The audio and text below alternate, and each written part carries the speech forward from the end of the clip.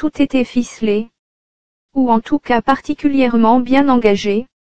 L'arrivée de Sadio Mané au Real Madrid devait être la première d'une longue série de recrutements cet été, décidée par le président Florentino Pérez en amont de la 3e victoire d'affilée en Ligue des Champions. Conscient des manques de son équipe, en particulier en championnat où le Real a été rapidement largué par le Barça, le boss madrilène a eu très tôt la sensation qu'il fallait absolument renforcer, donc chambouler, le groupe au prochain mercato, et le gain d'une 13e CA n'y a rien changé.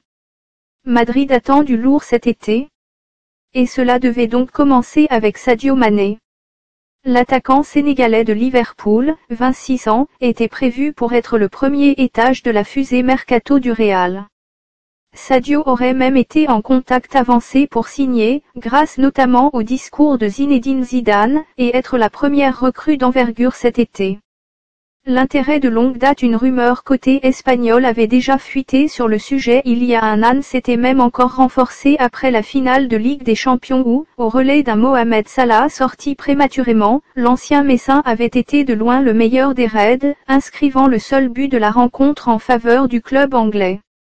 Les contacts s'étaient donc accentués ces derniers temps, et il ne restait plus qu'à convaincre Liverpool de céder son joueur, lequel avait donné son accord au Real après l'intervention des plus hautes autorités sénégalaises pour démêler et aplanir un éventuel problème d'agent.